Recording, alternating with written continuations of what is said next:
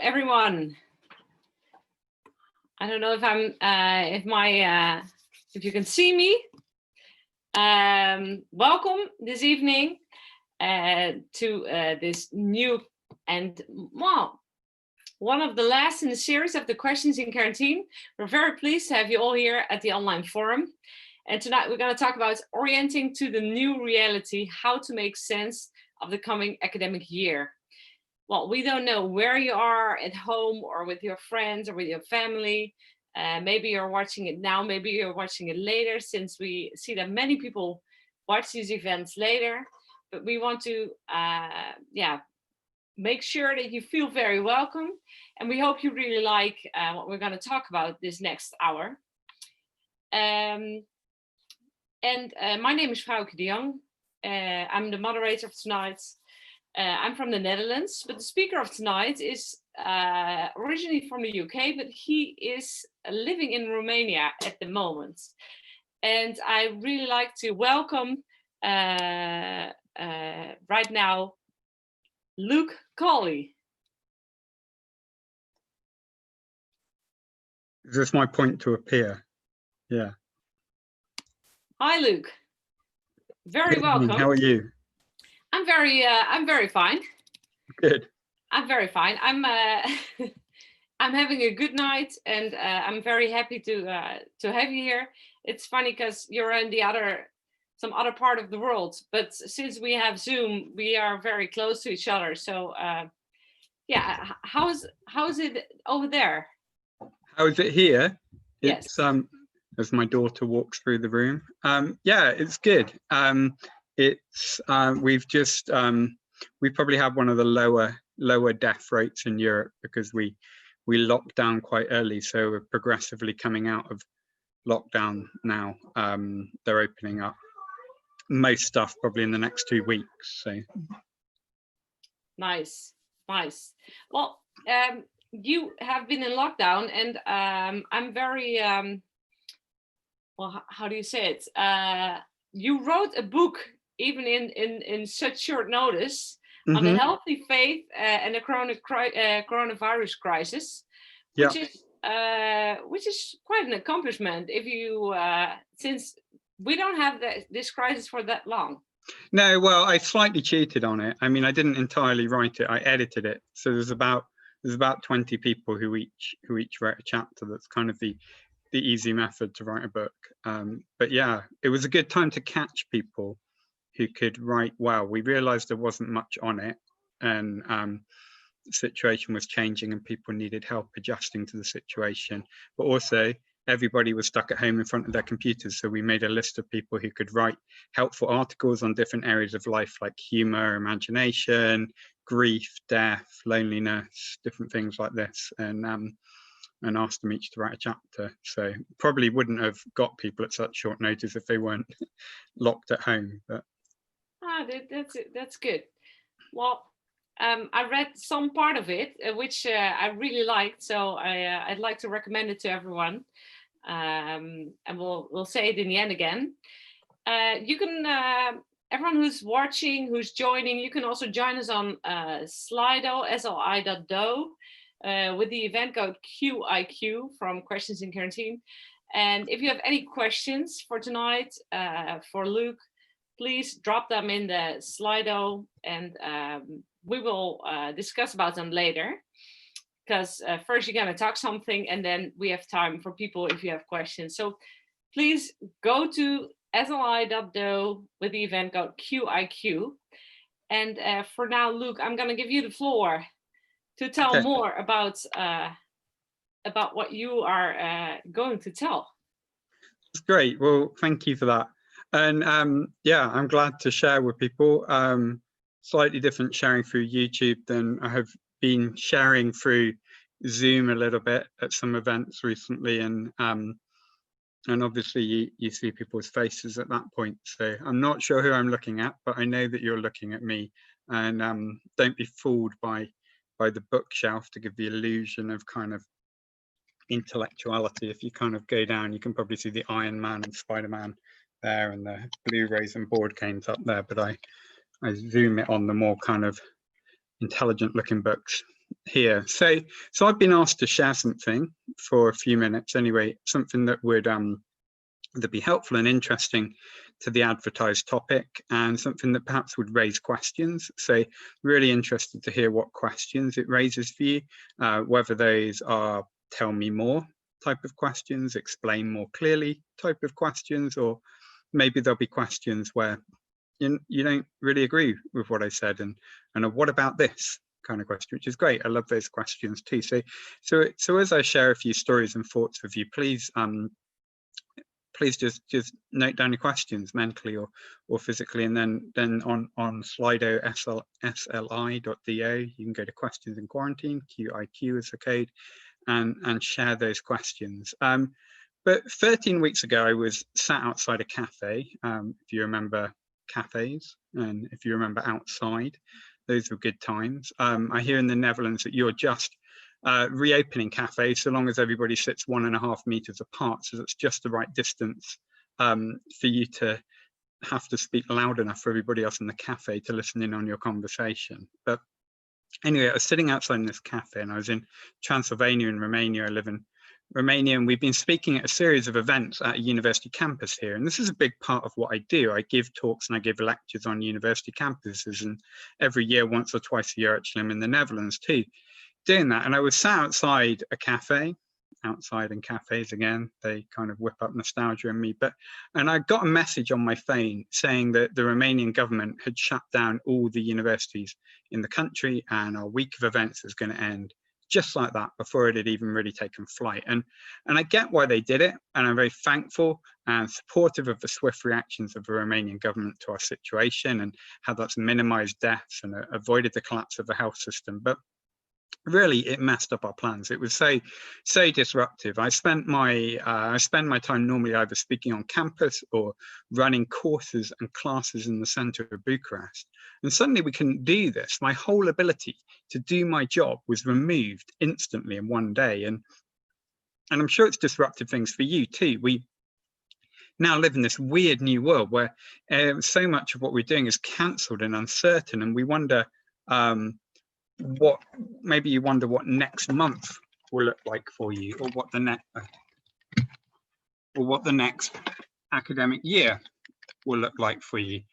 Will you actually get to study on campus? Will there be a second wave of a pandemic and your studies get driven back to Zoom? We don't know.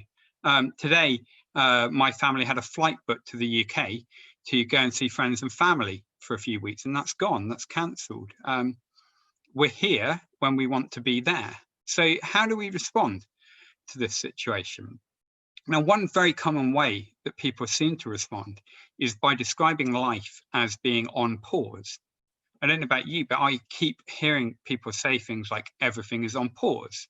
I see things like that written on Facebook. I can't wait for things to get back to normal. When the clocks changed in March, quite a few of my Facebook friends posted a meme asking whether we could put all the clocks forward to November. The idea being, can't we just skip forward to normality again? Now, this desire to skip forward and to just hang on until everything is normal again, whatever normal means, is understandable. But I wonder if it's the best approach. There's an old Adam Sandler movie called Click. Maybe you've seen it, it's on Netflix. In it, the main character meets a mysterious man called Morty, who gives him a magical remote control, not this remote control, but magical remote control that enables him to fast forward through the mundane and the painful and the unwanted scenes of his life. And so Adam Sandler's character begins by jumping small moments like marital arguments, and then he speeds for a financially difficult period until he gets a promotion at work. And soon he's skipping everything from his children's moody teenage years to an awkward period in his architectural career. And in the end, he finds out that he's missed out on almost everything in his life. And he's fast forwarded through it all. And as he lies on his deathbed, he tells Morty, the mysterious figure who first gifted him the magical device, that the remote control ruined his life. To which Morty replies, well, you were fast forwarding through your life long before you ever met me. You were fast forwarding through your life long before you ever met me. There's a well-known story from from a Dutch writer, actually, Henry Nouwen, or however Dutch people pronounce it, that's how English people pronounce it. And he was walking across the campus of University of Notre Dame, where he used to teach, and he was with a man several decades older than him. And he says this man, this professor who taught most of his life at the university, looked almost sadly across the campus and said, all my life,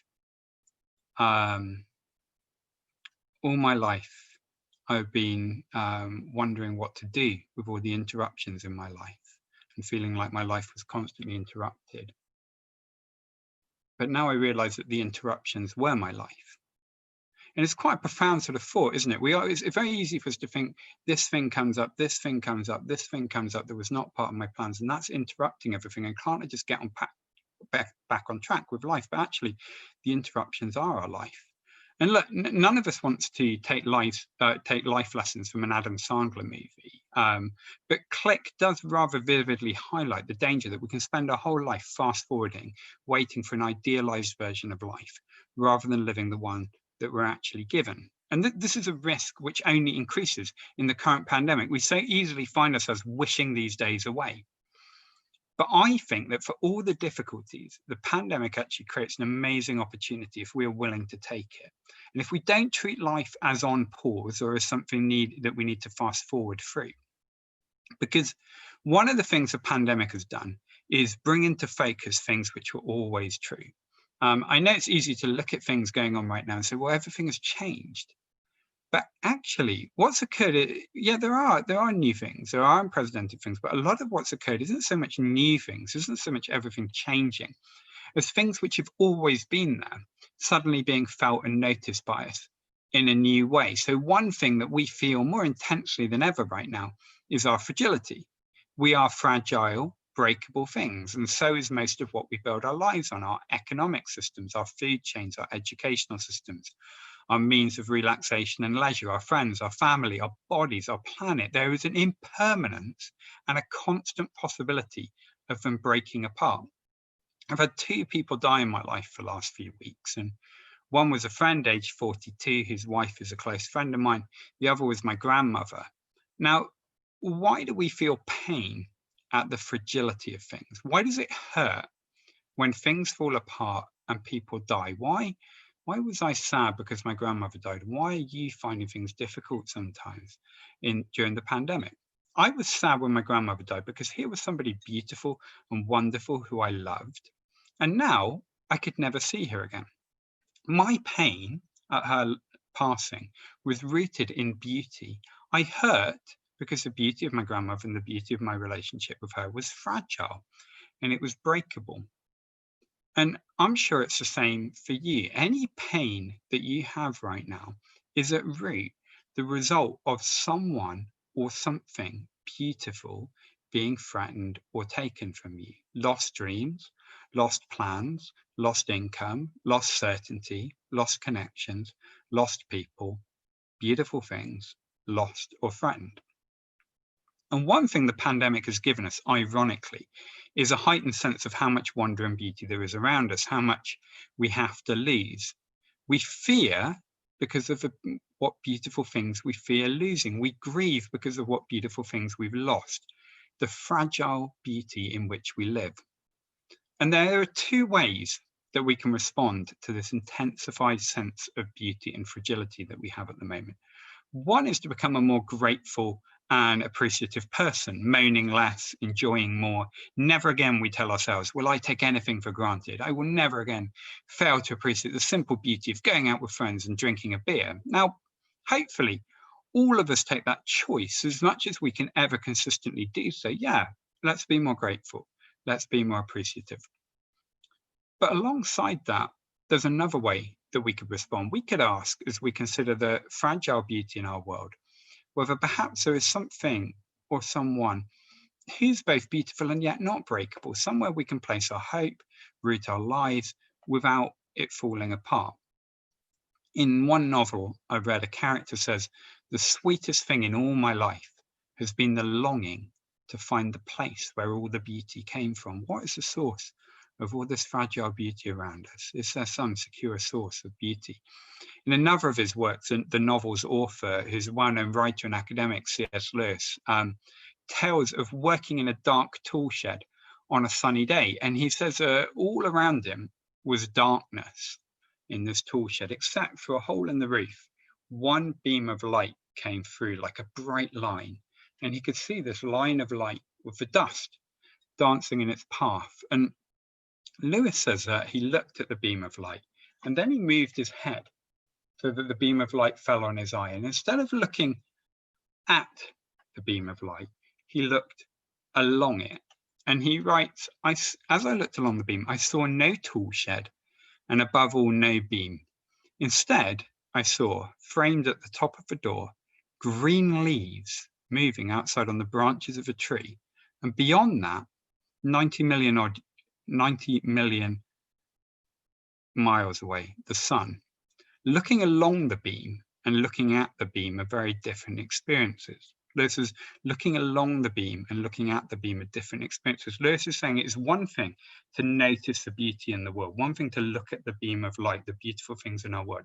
It's another one to ask the question, yes, but where does this beauty come from? As he looked along the beam to the source of light, the sun, what is the source of beauty? What's the source of all these wonderful things that we fear losing? And to ask that question, we inevitably raise the question of God. One of my favorite writers, Thomas Halleck, says of God that he is not unknown because he is too far away, but because he's too close. God is not unknown because he's too far away, but because he's too close. Halleck explains that what he means by this is that we often assume that if there is a God, then he would show himself to us in the spectacular or the unusual. But what if he's constantly at work in and around us? What if he is the source of all beauty and all goodness? And each time you sense how much you value something or fear its loss, whether in this crisis or other times, you are catching a reflected glimpse of God. What if every hint of beauty in this world is a hint of God?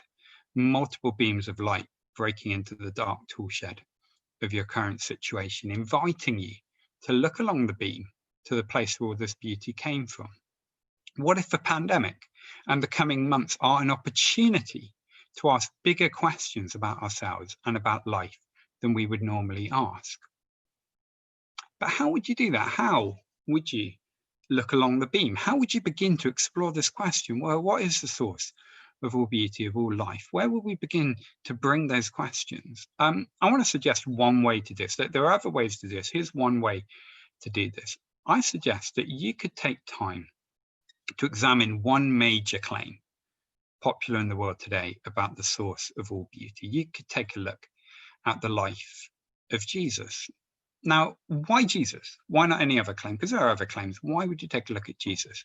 I could give you lots of reasons, and probably given more time, this would be a very interesting moment for a detailed discussion comparing worldviews and religions and philosophies and non-religions.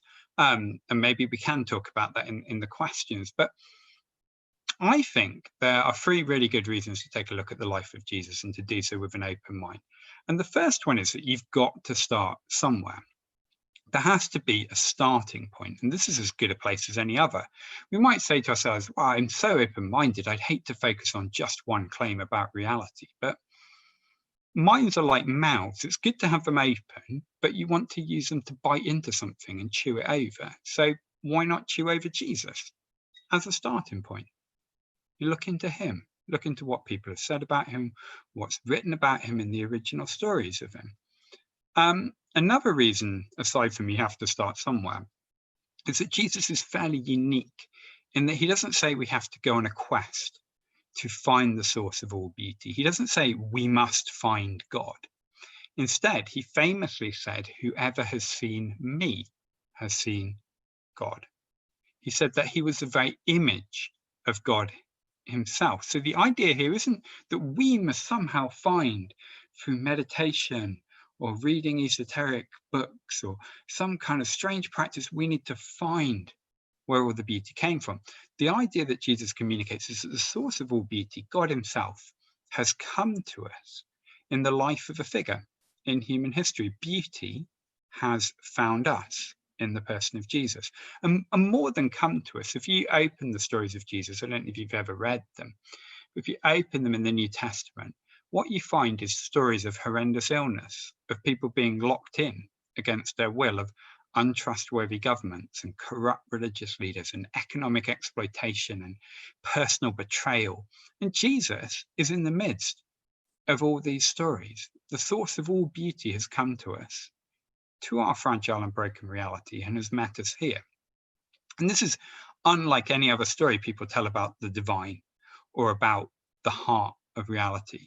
It's unlike most stories we tell about love. If you consider the song Broken, I don't know if you're familiar with the song Broken by Lovely the band, it tells of two people who are drawn to each other after meeting at a party, and through it runs this very catchy chorus: I like that you're broken, broken like me. And another verse says, we're all broken pieces floating by. And there's an interview of the lead vocalist of Lovely the band, Mitchie Collins. And he told the interviewer that the song was about finding someone whose problems complement yours, perfectly imperfect. Everyone is a little bit broken inside, trying to find their band-aid.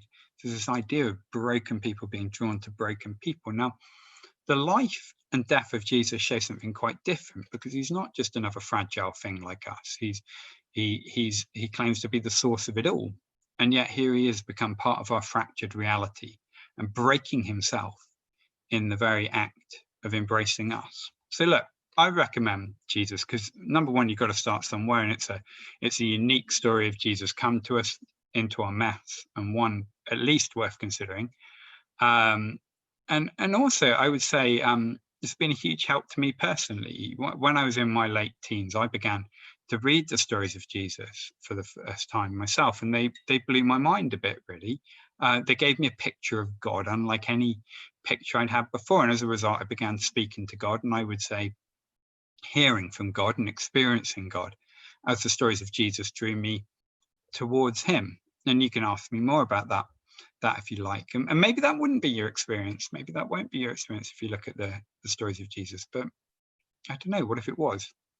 That would be something, wouldn't it? And I know the guys who've organized this are putting together something called Uncover that they'll share a little bit more with you about, but Uncover is basically a chance to read through some of the stories of Jesus and talk them over with somebody else, talk them over with an open mind, throw your hardest, most skeptical questions at people, not to treat it like Holy Scripture, but just to say, okay, what do I think about Jesus? And to figure that out for yourself, which I really think is something that everybody, every adult, every thinking adult really should at least take a chance to make their own mind up what they think about Jesus. I've done Uncover, where you sit and read for a story of Jesus, and you chat over it together and ask your questions of it. And I've done that. I've done that with a friend of mine who's an atheist, and we met together for a few weeks and talked through the stories of Jesus. And at the end of our several weeks together, he was still an atheist, but he was a much better informed atheist. I know other people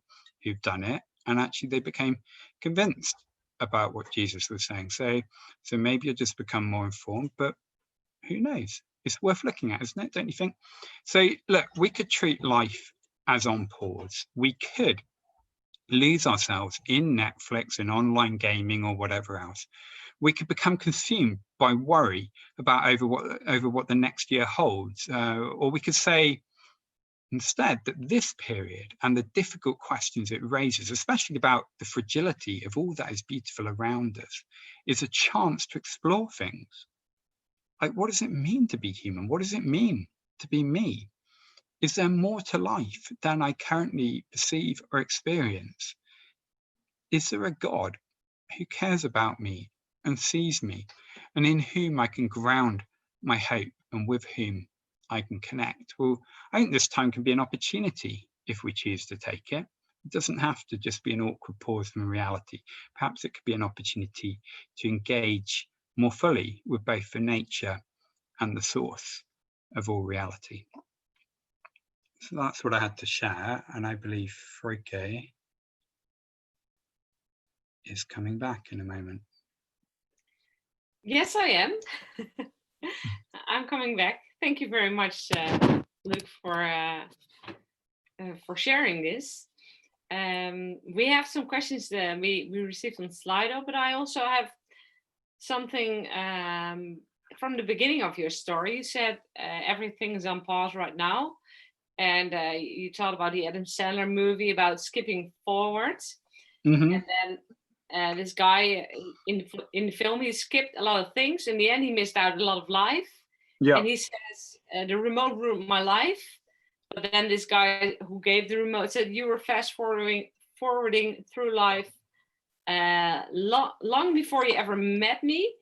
Yeah. My question is, how can we prevent ourselves from fast forwarding our own lives and stay in the now? I don't know how it's in English, but yeah.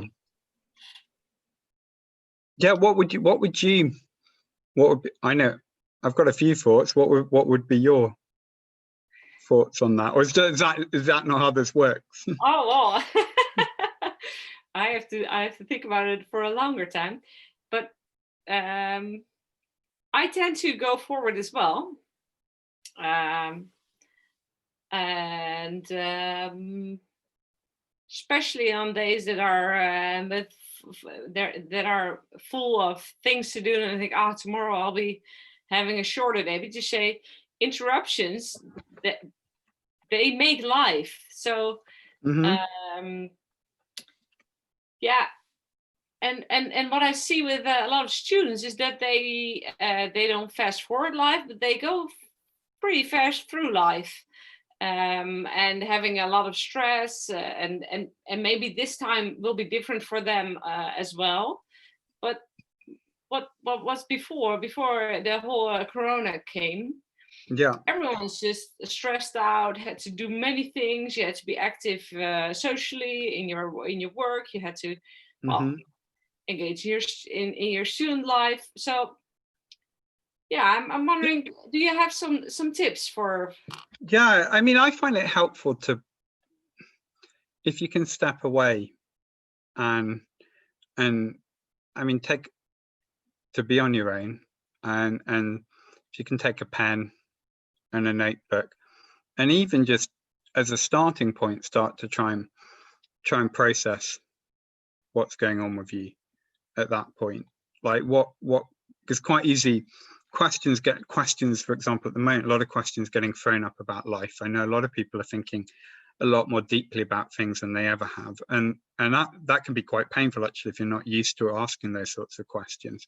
So maybe even just trying to sort through, okay, what are the questions on my mind concretely? What is it that I'm trying to figure out? And I think taking time to work out, to be, I know it's not always a practice that we're used to, because we want to fill our time with entertainment and input and stuff, but actually if we can take time each day to be alone with our own thoughts and to think, what questions are stirring up in me, and what might be some ways that I could address those, and ways you could address those would be, I mean, one is, are there people I can talk to about this? Would be one of them. Another one would be, are there sources of wisdom to which people turn? So one, obviously, as a Christian, I would say, I mean, looking at the story of Jesus is very helpful actually, and that's something that helps orient my thoughts. It puts things like fear and worry and other things into a more helpful perspective for me, actually, to understand that ultimately I have a hope in someone who's stronger than all the fragile things that are breaking around me, and who actually has a love and a care for me. So that can be helpful to look at what those sources of wisdom that people, and I don't think religion is an exclusive source of wisdom, but I do think Jesus is a great place to go there. I think to pray is a good thing. Like when you've got questions, you can, and you don't have to have a massive amount of faith to be a person who prays. You just say, look, God, I don't even know if you're real, but these are the questions on my mind, and please help me to work these through. So if you can, so I just go to the park. We have a lake by our house, about 10-minute walk from our house. So I just go to the park and find a bench, and I take my notebook first of all try to work out what's going through my head, and then think, okay, who can I talk to, and talk to God about it. And yeah, and so that would be a starting point, I guess, on that. So if I say it in short, taking your time, take a notebook, find a source, which you say my source is God, but go find what source can help you, and maybe start with God. Yeah, so I'd say be alone. Find at least 30 minutes a day. You can be alone without anybody else. Spend part of that time working out what's on your mind. I would say if you want to start concretely exploring the question of God, read a little bit from the story of Jesus, and then talk to God as if he were like the person you're reading about in those stories. Those would be helpful practices. And also just note down, well, who else can I go to? Who else can I talk to? So yeah, I mean, that's what I find. I don't know, I think I would have got rather overwhelmed in this period if I hadn't just got away for a little bit each day. And yeah, I do, but yeah. Are there other questions, or? There are many questions. I'm starting with one. That's the last question that came in. Is you're talking about people being broken, looking for a band-aid. Is it something for everyone? Because I don't think I'm broken at all, even in Corona circumstances. Yeah, I'm not accusing anybody of being broken particularly, but I do think there's that light and dark kind of part to everybody a bit, isn't there? And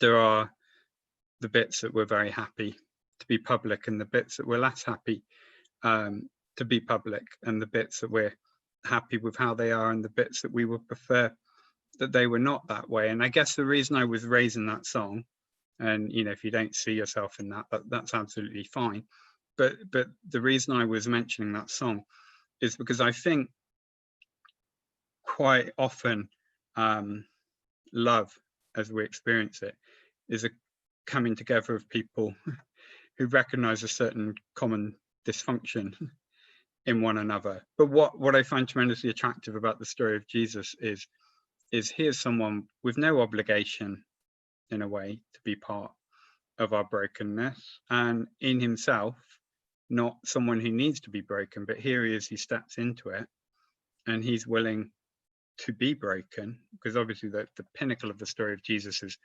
is him being crucified, and he's willing to be broken in the process of embracing us. And even Christians would say that the death of Jesus is a means of reconciliation between humanity and God. And so even willing to go to that extent, that he, as someone without flaw, without brokenness, comes in and willingly breaks himself to secure reconciliation between people and God. So that was kind of the point I was making there. But no, I mean, if you don't feel that you're broken, cool. But I would say that probably, like most people, you would find yourself a mix of the positive and the not so positive, which I guess is what I'm expressing by broken.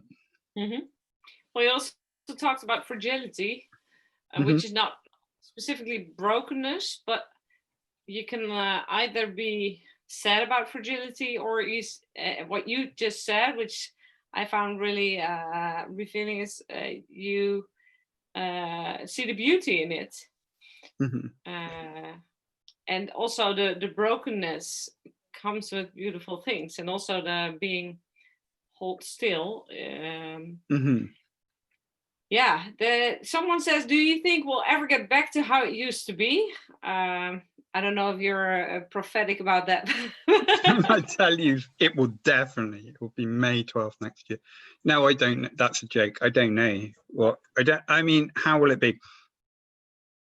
I mean, if they find a vaccine and they distribute it, then we're done, aren't we, in the time it takes to distribute that, which, so they say, normally takes a year to a year and a half. So we're looking at mid-year next year. I guess nobody really knows, do they, how much immunity you get from having had it.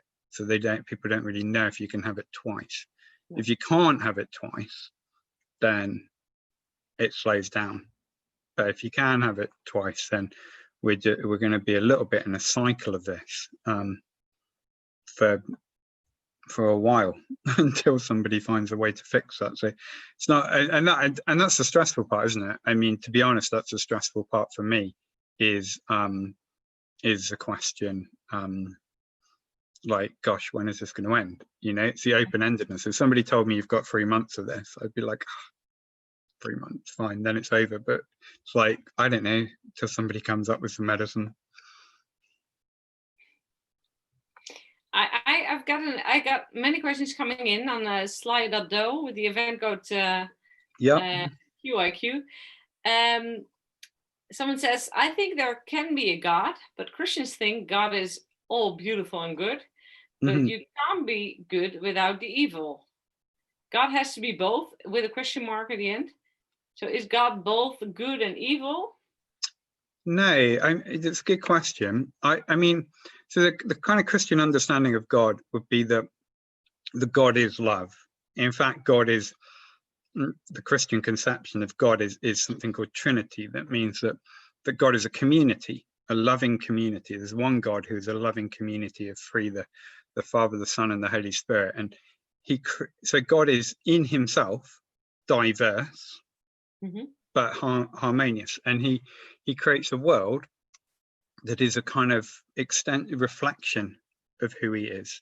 And humanity is supposed to be the kind of purest reflection of who God is in our world. And so humanity is designed to be harmonious, but diverse. Now, obviously, I mean, look at the news. We're certainly diverse, aren't we? But we're not doing a great job on the harmonious side. And part of that is because if it's truly going to be a loving world, if humanity is truly going to be loving, the problem with love is, for love to be authentic, there has to be the option to not love.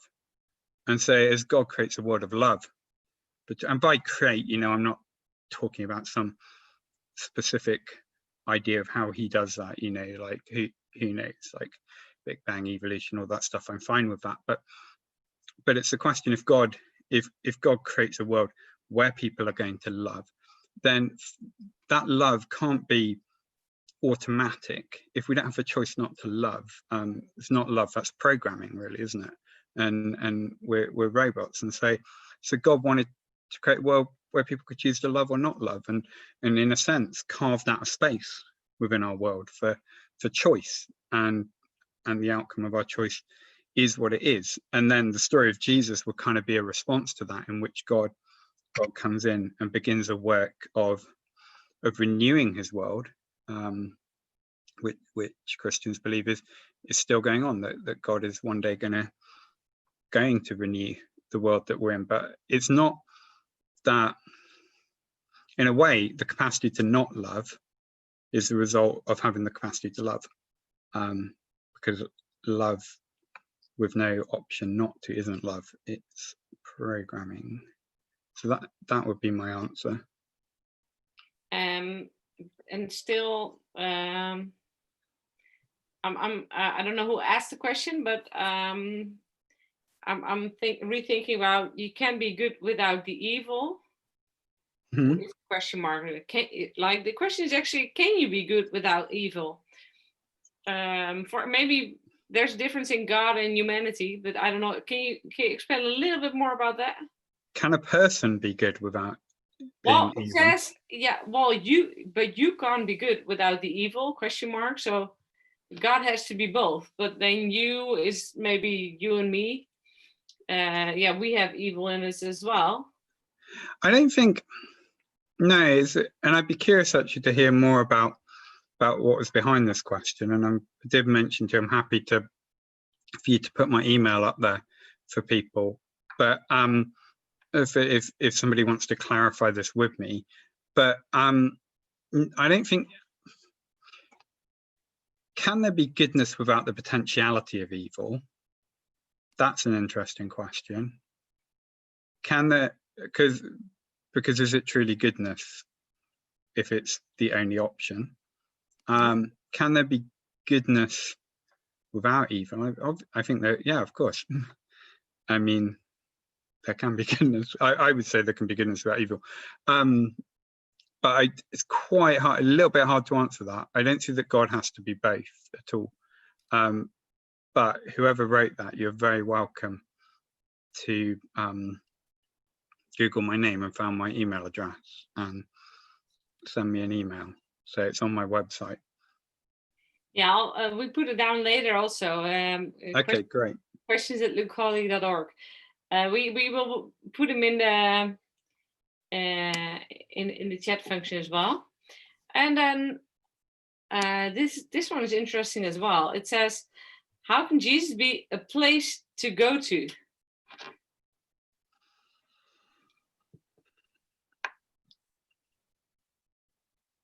Yeah, maybe that was an expression. It is one to whom we go. I didn't mean that there is a geographical location. But when did I say that anyway? Maybe in the whole story, but yeah, maybe it's a Christian way of expressing to go to Jesus, to go where he is. But maybe yeah, if you don't know God, how do you go and seek and find him? Maybe that's the question behind it. I don't know. Yeah, no, I think I was using place as kind of origin.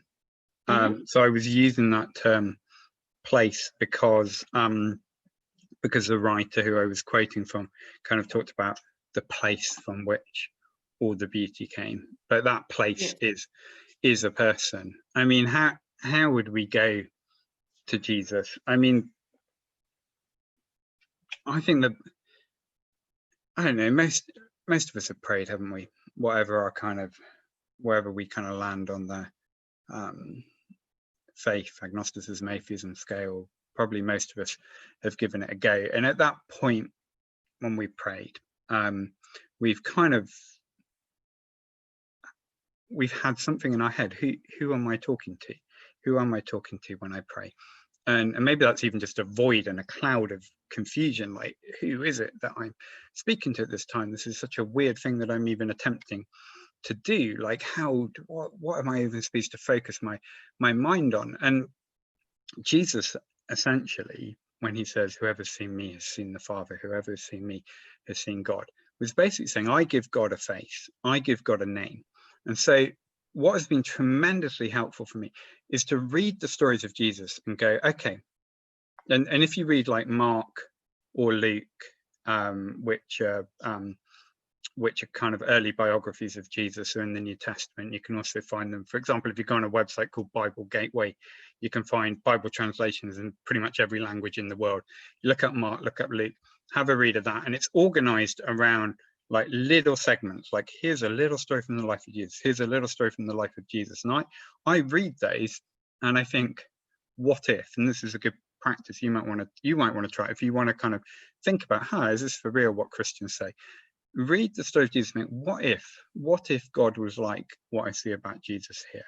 And then I talk to God as if he is like the person I just read about. And for me, I found that what possibly started as a kind of psychological, mental, imaginative exercise has turned into like the opening of the door to what I would say is a very genuine connection between me and God. So when I say Jesus is the place to go to, I guess I'm just saying, read a story from the life of Jesus, ask yourself a question, what if God was like this? And then talk to him as if he was. Yeah, and you can talk just on the prayer front, you can do anything on that front. It doesn't have to be like, our Father who is in heaven, hallowed be your name. Like, say to God, like, I'm really angry with you. I'm really angry with you. I'm really frustrated. I do not like the situation that I'm in right now. He can handle that. Say to him, I'm really worried. I'm really scared. Say, I don't know that you even exist. And I think that talking to you right now, it's the stupidest thing I've ever done. He can handle it. It's all fine. Thanks. Hearing that, if you are watching and thinking, oh, I want to do that and I want to have more, I want to learn more about it, or I want to talk to people, you can talk to either Luke or to the team of Passion Week and Veritas. and we will share it later in the comments. But please do so. Also, if you like, you can read it on cover. We have it in Dutch and in English. So if your English is not that well, you can also read it in Dutch, which is a nice book as well. Since we start a little later, I'm going to ask you 1 or 2 more questions. So we okay, great. Yeah, we get. The first one is actually connecting to the fast forwarding where we started on, because it says professionals often say you have to go, you have a goal to work to. Mm-hmm. Why not help you fast forward to that? Yeah, I'm not at all saying you shouldn't have a goal to work to. That's very good. I wouldn't. Yeah, I'll clarify that in the context of what I was saying, but also just address it on the level of even having a professional goal to work to. You like, let's say I edited the book, and me and my firm made a list of who are the people who we want to contribute to this book. How will we publicize this? How are we going to talk to publishers?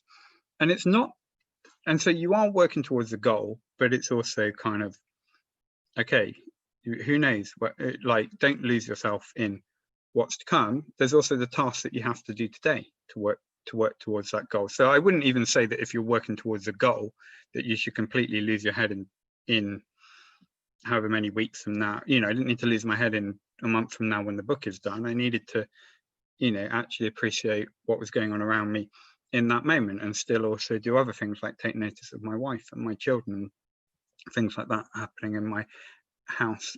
But the other thing I guess I was saying about fast forwarding is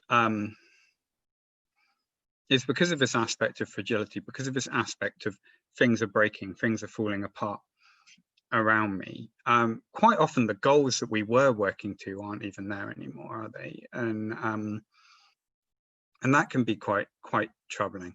And when we're not used, I think, in the West especially, not really used to things being uncomfortable and things being difficult. And when things are uncomfortable and when things are difficult, we treat that as abnormal. So the week actually before lockdown came, I saw a friend of mine, and I hadn't seen him for a few months actually. And I said, "Oh, how are you doing?" And he said, "Oh, it's been a difficult time." And my wife, she's having, like, I don't know what it was, like their 5th shoulder surgery, and she's been trying to get this fixed, and and this difficulty and this difficulty. Then he made this comment to me, which has stuck with me through the whole pandemic. He said to me, I keep finding myself having to resist the myth of normality. The myth that there is this calm, normal, peaceful state to which life just returns. Because actually it doesn't, and that's not a pandemic thing, is it? I mean, the pandemic highlights that for you, but your life is just going to be full of messed up plans and difficulties. Like, it will. It's going to be full of great stuff, but it's going to be full of messed up plans, disruptions, difficulties. And we can go 2 ways on that. We can say, okay, let me just get through this and jump to what's after, try to get back to normal. Or we can ask questions like, well, what questions is this raising? I really think that the pandemic is raising huge questions about what does it mean to be human? Is this all there is? Is there hope? Is there more? Like, and our temptation, because those are uncomfortable questions, it's the same reason white people don't want to talk about racism, because they're not used to ever dealing with the issue of race, so they suppress it. And many of us are not used to dealing with the uncomfortable existential questions of who am I? Why am I here? Do I have a purpose? And we want to fast forward past that, instead of going, actually, gosh, my life is uncomfortable now. And don't say my life is uncomfortable now, therefore I'll fast forward. We might say my life is uncomfortable now. What questions is this raising that I've been avoiding? And how can I start dealing with those questions? So my life is uncomfortable. What am I avoiding? What question am I avoiding? Exactly. Yeah. I mean, by all means, find yourself another goal. Like, I know that, part of my mental health is connected with having something to do, and that's good. I'm not discouraging that, but don't be like, I'll fill the void by finding another project. Also say, okay, this could be revealing some really profound questions that I don't want to avoid by just filling the void with another job that I need to do and step onto. Nice. Someone's asking, and I think it's the last question for tonight, and it says it's a little bit continuation on a question about being broken. You often name drop fragility. Is it on purpose? Yeah, it was on purpose. I don't know whether the person asking that thinks that's a good thing or a bad thing. No, I was using the concept of fragility just because I think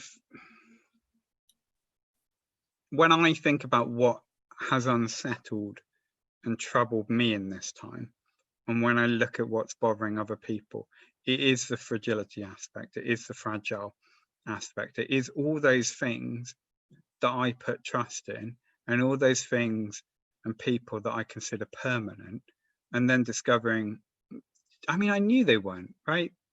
I know they're not, and it's not news to me that I and everyone around me is going to die, right? That's not news. It's not news to me that these things are not that strong, but suddenly we feel it, I think. So I was using that because for me, I think that's just been in my processing of this situation. I'm trying to ask myself the question, well, what's bothering me in this situation? What's bothering me is how many things in my life are fragile, how many things in my life I may not be able to depend on. So not that they're not beautiful, and not that they're not wonderful, and not that they're not worth investing in, but how many of them are incapable of being the thing of infinite, ultimate value in my life, and how perhaps they're not as reliable as I thought. And you know, all I've said, the questions that raises. So yeah, it was very intentional. So if the person who asked that didn't like me name dropping it, then I'm very sorry. That I probably should have spent time in a thesaurus coming up with other terms, but yeah, it was on purpose. Well, I see in my own life, I think fragility is also, I cannot hug my little nieces. I think they need to be hugged, and many students are single and they cannot hug each other either. How how can people orient to that new reality, or is that not good to orient to? Gosh, it's horrible. Well, you've got to orient to it, and it is horrible, and there's a loss there. I mean, there is a genuine loss there, and it's okay to grieve that and to kind of lament that loss, because actually, I mean, it does make you aware, doesn't it? As we've kind of been in a culture which is moving more and more and more towards the virtual, it kind of makes you aware of just how physical life is. You know, you kind of feel like culture's been on this trajectory towards us all living in the matrix, and now we're just like, no, I just want to hug. Like, I just want to go for coffee. I just want to do something physical. So, yeah, it does.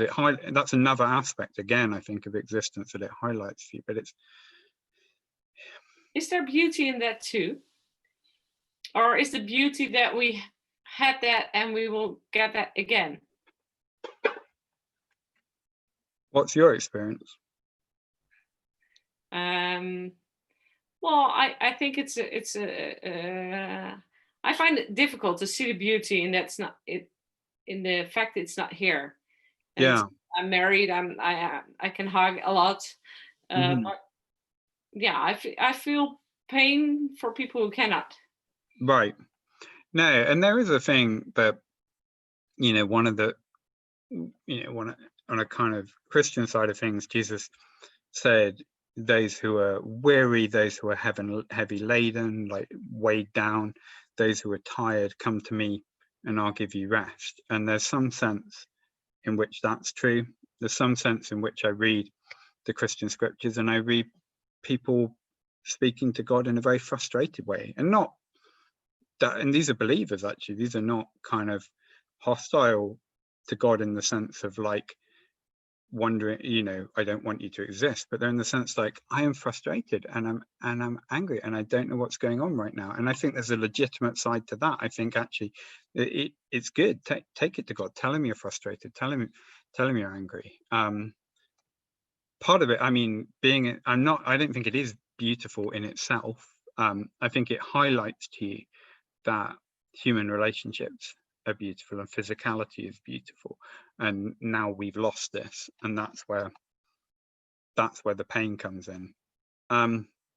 There's a difference though between loneliness and solitude, in the sense that you can be lonely when you're with other people, but solitude is the art of learning to be on your own without feeling lonely, which in my view is probably quite hard to do without a spiritual dimension to that. But you know, people might argue with me on that. I think it's a good one to figure out, everyone who's watching, for themselves, how they feel about being alone without feeling lonely, and if they maybe need God in that moment, in that time. We're kind of through with the time. I can ask many more questions since I really like the topic. And I really like you talking about it. I don't know if it's already shared on the screen because I cannot see it. But if you Slido, it is, yeah. Yeah. But if you have any questions after the event for Luke, that's possible. You can, and I have to look it up. I just wrote it down, but where is it? Where is it? And it will be shared.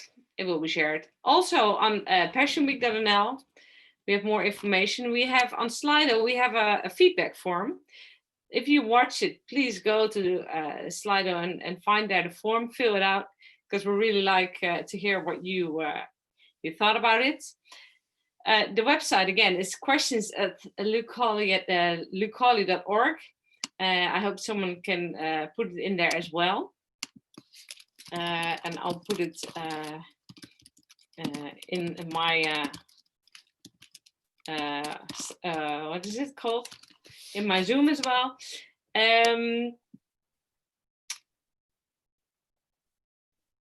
Well, there will be a next event. I'm gonna invite you all to that. It will be next week, and next topic will be on what's a life worth, and we're talking to someone who's from IGM. They're working on justice in the world, people who are freed from slavery. If you want more information on that, please follow us online. Go to passionweek.nl for more information.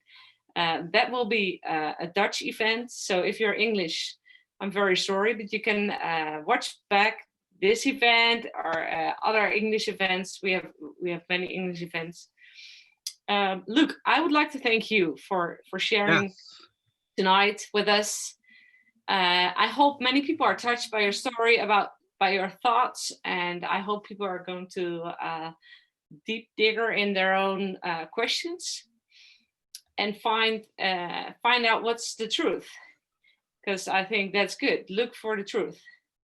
Well, you've done a great job. I'd like to thank all the people who watched, all the members in the team who helped and worked out behind the scenes to make this event possible. So very, very thank you for everything. We have a coming poster so you can see what's the next event. Go to Slido. Bye-bye. Thank you.